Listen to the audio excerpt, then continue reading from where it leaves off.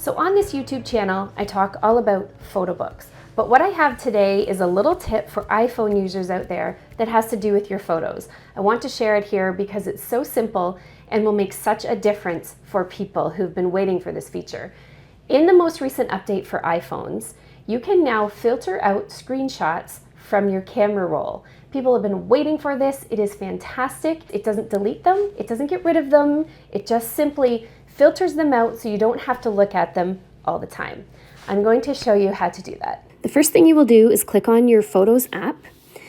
When you are in your Photos app, there are various locations you can be. You can be looking at albums, you can be looking at media types. In the top left corner right now, you'll see the word Photos. What you want to do is scroll up into your library, and you'll see in the top left corner it now says Library. You need to be in this library view in order to filter. So in the bottom left corner, you'll see a little round button with 2 arrows in it. That's a filter button. Go ahead and click on that, and then you'll see the word Filter. Click on Filter, and now you'll see all the different ways that you can filter your photos.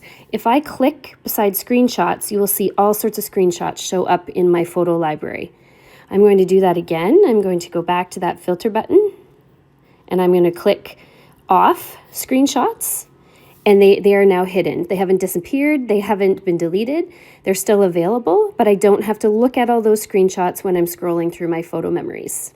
It's a little tip, but hopefully a very helpful tip. Please stay with us on the channel, subscribe, follow along for more information on photos and taking your photo books from average to awesome.